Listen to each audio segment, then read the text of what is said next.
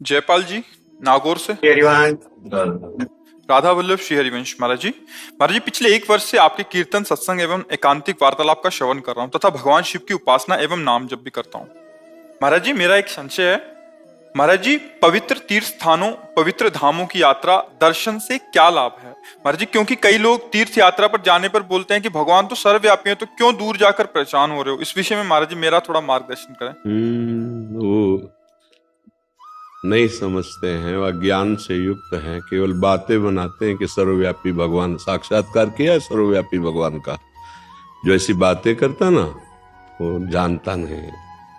सर्वव्यापी भगवान के साक्षात्कार करने के लिए प्रक्रिया है।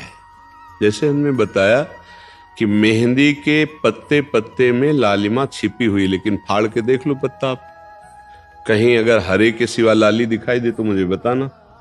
लेकिन जब हम मेहंदी को एक प्रक्रिया में लेते हैं, उसको बांटते हैं, उसको हाथ में लगाते हैं, काफी देर के बाद जब हम धोते हैं तो हाथ हमारा लाल मिलेगा, मेहंदी नहीं, हाथ हमारा लाल मिलेगा।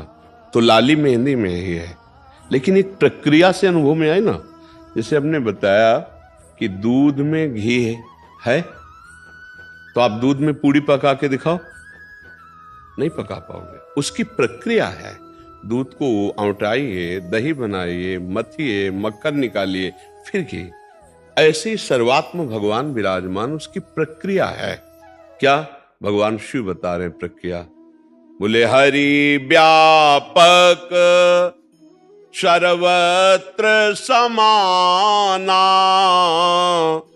प्रेमुति प्रगट हूं ही मैं जाना।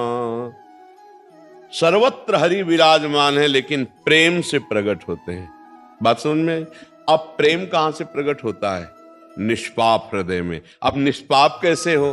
तो बोले चलो हरिद्वार चलते हैं, गंगा स्नान करते हैं, चलो काशी चलते हैं, वहां चलो द्वारिकापुरी चलते हैं, उज्जैन वृंदावन धाम चलते हैं, संत संग करते हैं, दूसरों को सुख पहुंचाते हैं। अब जब संत संग किया, पता चला नाम जप करो, संयम से रहो, पाप आचरण मत करो, अधर्म आचरण मत करो।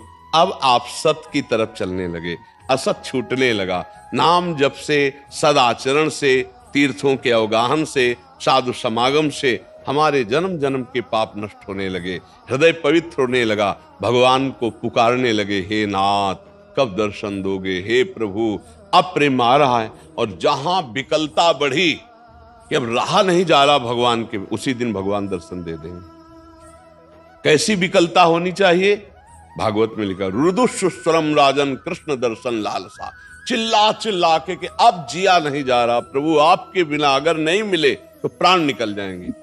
ऐसा भगवान के प्रति। बोले भगवान के दर्शन के लिए विकलता कैसी चाहिए? एक शिष्य ने पूछा, तो बोले चलो यमुना जी ले गए, बोले डुबकी लगाओ, लगाया, दबा दिया, और थोड़ी देर तो ऐसे रहा, जब श्वास लेने को एकदम ऐसे निकला, और कहा गुरुजी अगर अब ना निकलते तो प्राण निकल जाते। बोले ऐसी जब विकलता होगी जैसे अभी श्वास लेने के लिए थी कि अगर अब ना मिली तो प्राण निकल जाएंगे, ऐसे अगर अब हरि ना मिले तो प्राण निकल, उसी दिन भगवान का साक्षात्कार हो जाए। ये प्रेम प्राप्त होता है।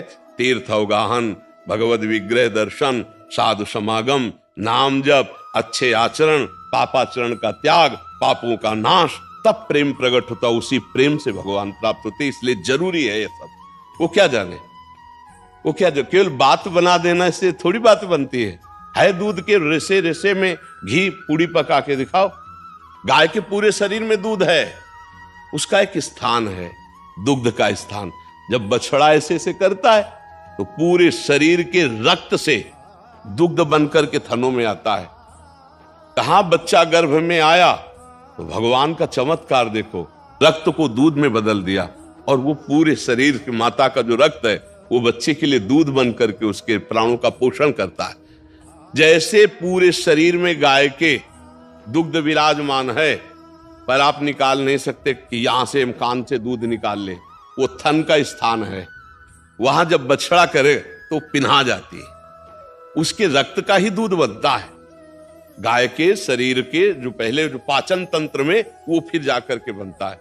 तो ऐसे ही स्थान है ना गाय के दूध का थन, ऐसे ही स्थान है काशी, द्वारिका, अयोध्या, मथुरा, वृंदावन, ये जो भगवान के दिव्य स्थान है, ये हमारे पाप नष्ट करते हैं, ये हमारे हृदय को पवित्र करते हैं, और पवित्र हृदय में ही भगवान की प्राप्ति की चाह होती है।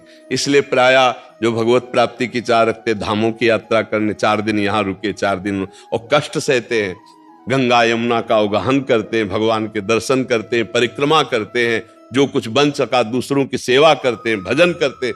इन लोगों की बातें नहीं सुने जो ऐसे केवल गप। तो जब प्राप्त करने की बात आएगी तो भागोगे तुम भी। चलो अमुक जगह के संतों के मिले, अमुक संतों से मिले, क्योंकि बिना सत्संग के, बिना तीर्थ अवगाहन के, बिना भजन के, बिना पवित्रता के भगवान को किसने पाया? केवल बातों बनाने से थोड़ी भगवान प्राप्त हो जाते हैं। समझ पा रहे हो आप? इसलिए आवश्यक है ये, उनकी बातें मत मानो। अच्छा, वैसे ही आप देखो, आप तो हर जगह घूमते हैं, यहाँ का वायुमंडल कैसा है और बाहर का वायुमंडल कैसा है, आप खुद देख लो। एक भागवतिक वायुमंडल है, नहीं, एक अलौकिकता नहीं लगती वृंदावन में।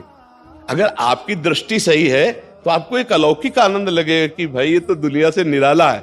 जहां देखो राधे राधे, जहां देखो कृष्ण कृष्ण, जिधर देखो गली में मंदिर मंदिर मंदिर मंदिर, और संसार में देखो क्या है, संसारिकता है। तो ये धाम, अब जैसे काशी जाओ, जगह जगह शिव जी आपको मिलेंगे, जगह जगह भगवान की एक दिव्यता मिलेगी। हरिद्वार जाओ, कितना सुंदर वातावरण, गंगा जी बह रही, पहाड़ है, प्रकृति है, जहां भगवान की महिमा की याद आती, स्मृति आती। तो ये पावन तीर्थ हृदय को पवित्र करते हैं, पापों का नाश करते हैं। अवश्य जाना चाहिए, पर वहां के संयम जान लेने चाहिए कि वहां पाप ना बन पावे, वहां गंदी बात कोई ऐसी ना हो जाए, क्योंकि बाहर गंदी बात हुई तो वहां नष्ट हो जाएंगे, वहां अगर हो गई तो बहुत मुश्किल पड़ेगा नष्ट होना। तो इसलिए बहुत सावधानी से तीर्थों में जाए, दूसरों का खाने की चेष्टा न करे, दूसरों को सताने की चेष्टा न करे, कोई पापाचरण न करे, अपने को कष्ट दे। मान लो 2 टाइम भोजन पाते हो तो तीर्थ जाए, एक दिन उपवास करे, एक दिन एक बार आहार कर ले, और खूब भजन करे, खूब परिक्रमा करे, गंगा स्नान करे, नाम कीर्तन करे, ये कमाने जाया जाता है। इससे पाप नष्ट होते हैं, हृदय पवित्र होता है, जीवन उन्नतिशील होता है। समझ पाए आप? जी।